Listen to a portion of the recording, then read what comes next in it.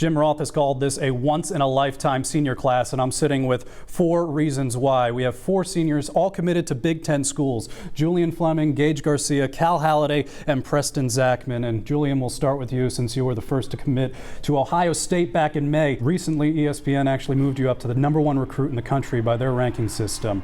What has this roller coaster been like? Because on the field you've been consistent. Off the field, I'm sure it hasn't been. Yeah, recruiting in itself is it's a whole different animal, and a lot of people they want to tell you all the luxuries and how great it is, how amazing it is. But it really is a blessing and a curse at the same time. There's a lot of things that go into it, and there's a lot of people who try to contribute to it. But it did come down to being a good thing for me and a great thing for my family as well. A month later, Gage, you commit to Michigan. This is one of your best friends here. How'd you break the news to Julian? I called him right away. I'm like, Julian, I think I'm committing to Michigan. He's like, well, congrats, buddy, but I don't like you anymore. So, but yeah, he was like one of the first people I called actually. So I said, good luck, team up north, and then I said we can no longer be friends. So.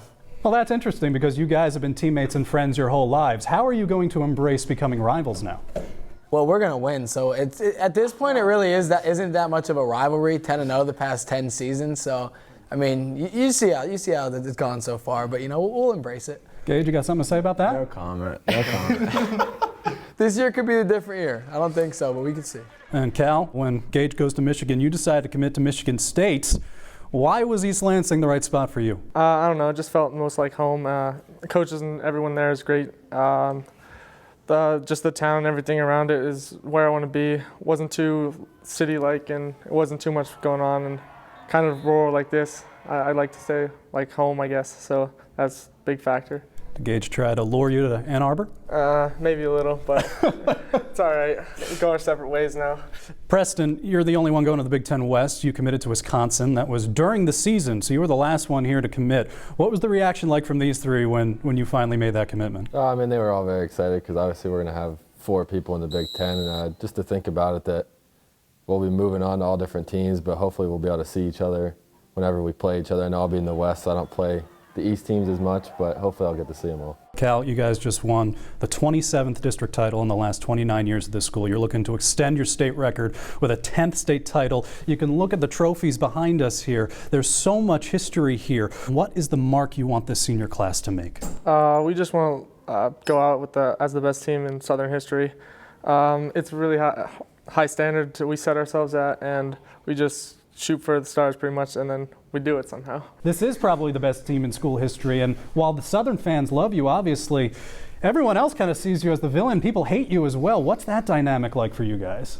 We're hated everywhere pretty much. Everyone wants to see Southern lose. We're not a very liked team, but we like that. We strive with that. So, how much does that inspire you and drive you?